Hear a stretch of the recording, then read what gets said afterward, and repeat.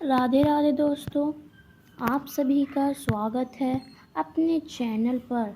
और आज की इस वीडियो में मैं आपके लिए लेकर आई हूँ निर्जला एकादशी की व्रत कथा। चलिए आरंभ करते हैं। भीमसेन व्यास जी से कहने लगे कि हे पितामह भ्राता युधिष्ठिर, माता कुंती, द्रौपदी, अर्जुन, नकुल और सहदेव आदि सब एकादशी का व्रत करने को कहते हैं, परंतु महाराज मैं उनसे कहता हूँ कि भाई मैं भगवान की शक्ति पूजा आदि तो कर सकता हूँ, दान भी दे सकता हूँ, परंतु भोजन के बिना रह नहीं सकता। इस पर व्यास जी कहने लगे कि हे भीमसेन, यदि तुम नरक को बुरा और स्वर्ग को अच्छा समझते हो तो प्रति मास की दोनों एकादशियों को अन्न मत खाया करो। भीम कहने लगे कि हे पितामह, मैं तो पहले ही कह चुका हूँ कि मैं भूख सहन नहीं कर सकता। यदि वर्ष भर में कोई एक ही व्रत हो तो वह मैं रख सकता हूँ, क्योंकि मेरे पेट में व्रत नाम वाली अग्नि है, सो मैं भोजन किए बिना नहीं रह सकता। भोजन करने से वह शांत रहती है, इसलिए पूरा उपवास तो क्या, मैं एक समय भी बिना भोजन के नहीं रह सकता। यह मेरे लिए बहुत कठिन होगा। अतः आप मुझे कोई ऐसा व्रत बताइए जो मनुष्य में केवल एक वर्ष में एक बार ही पड़े और मुझे स्वर्ग की प्राप्ति हो जाए। श्री व्यास जी कहने लगे कि हे पुत्र, बड़े बड़े ऋषियों ने बहुत शास्त्र आदि बनाए हैं, जिनसे बिना धन के थोड़े परिश्रम से ही स्वर्ग की प्राप्ति हो सकती है। इस प्रकार शास्त्रों में दोनों पक्षों की एकादशी का व्रत मुक्ति के लिए रखा जाता है।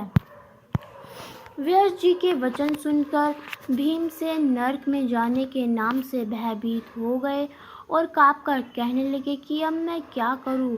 मास में 2 व्रत तो मैं नहीं रख सकता। हाँ, वर्ष में एक व्रत करने का प्रयत्न अवश्य कर सकता हूँ। अतः वर्ष में एक दिन व्रत करने से यदि मेरी मुक्ति हो जाए तो ऐसा कोई व्रत बताइए। यह सुनकर व्यास जी कहने लगे कि हे वृषभ और मिथुन की संक्रांति के बीच जेठ मास के शुक्ल पक्ष की जो एकादशी आती है उसका नाम निर्जला एकादशी है। तुम्हें इस एकादशी का व्रत करो। इस एकादशी के व्रत में स्नान और आचमन के सिवा जल वर्जित है। आचमन में 6 मास से अधिक जल नहीं होना चाहिए, अन्यथा वह मदापन के संदास हो जाता है। इस दिन भोजन नहीं करना चाहिए, क्योंकि भोजन करने से व्रत नष्ट हो जाता है। यदि एकादशी को सूर्योदय से लेकर द्वादशी के सूर्योदय तक जल ग्रहण न करे तो उसे सारी एकादशियों का व्रत का फल प्राप्त हो जाता है। द्वादशी को सूर्योदय से पहले उठकर स्नान आदि करके ब्राह्मणों का दान आदि देना चाहिए।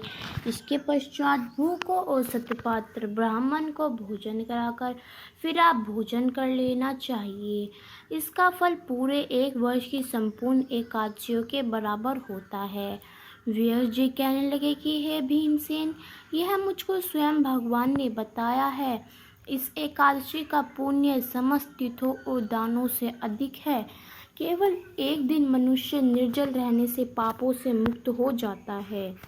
जो मनुष्य निर्जला एकादशी का व्रत करते हैं उनकी मृत्यु के समय यमदूत आकर नहीं घेरते, वरन भगवान के पार्षद उसके पुष्प विमान में बिठाकर स्वर्ग को ले जाते हैं। अतः संसार में सबसे श्रेष्ठ निर्जला एकादशी है। अतः संसार में सबसे श्रेष्ठ निर्जला एकादशी का व्रत है, इसलिए यत्न के साथ इस व्रत को करना चाहिए। उस दिन ओम नमो भगवते वासुदेवाय मंत्र का उच्चारण करना चाहिए और गोदान करना चाहिए। इस प्रकार व्यास जी की आज्ञा अनुसार भीमसेन ने इस व्रत को किया, इसलिए इस एकादशी को भीमसेनी या पांडव एकादशी भी कहते हैं। निर्जला व्रत करने से पूर्व भगवान से प्रार्थना करें कि हे भगवान, आज मैं निर्जला व्रत करता हूँ, दूसरे दिन भोजन करूँगा। मैं इस व्रत को श्रद्धापूर्वक करूँगा, अतः आपकी कृपा से मेरे सब पाप नष्ट हो जाएं। इस दिन जल से भरा हुआ एक घड़ा वस्त्र से ढककर स्वयं सहित दान करना चाहिए। जो मनुष्य इस व्रत को करते हैं उनको करोड़ पल सोने के दान का फल मिलता है, और जो इस दिन याजिक करते हैं उनका फल तो वर्णन ही नहीं किया जा सकता। इस एकादशी के व्रत मनुष्य विष्णु लोक को प्राप्त होता है।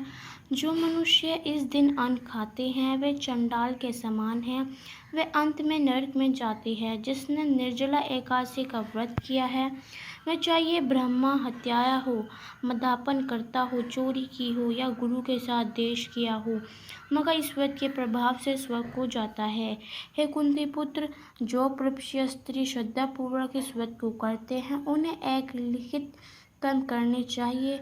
प्रथम भगवान का पूजन, फिर गोदान, ब्राह्मणों को मिष्ठान व दक्षिणा देनी चाहिए तथा जल से भरे कलश का दान अवश्य करना चाहिए।